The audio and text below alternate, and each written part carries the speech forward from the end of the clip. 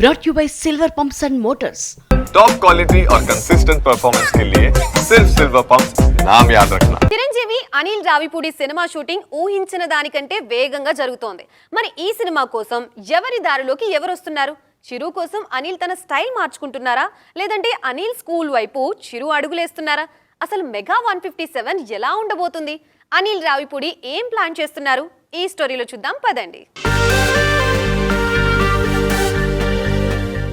Announce చేసిన రోజు నుండే అనిల్ రావిపూడి చిరంజీవి సినిమాపై అంచనాలు మామూలుగా లేవు. దానికి అనిల్ విన్నింగ్ స్ట్రీక్ ఒక కారణమైతే మెగాస్టార్ కామెడీ టైమింగ్ మరో కారణం. ఈ మధ్య వాల్తేరు వీరయ్య మినహా మరే సినిమాలోనూ వింటేజ్ మెగాస్టార్ ను చూపించలేదు దర్శకులు.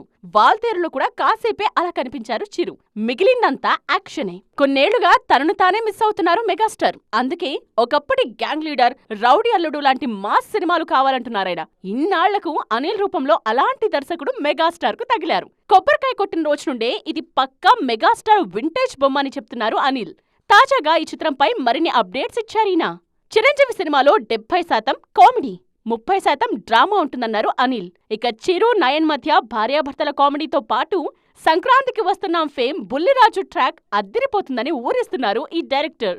ఇప్పటికే 3 స్కెడ్యూల్స్ పూర్తి చేసుకుంది మెగా 157. మొత్తానికి చాలా ఏళ్ల తరువాత వింటేజ్ మెగాస్టార్ ను సిద్ధం చేస్తున్నారు అనిల్ రావిపూడి.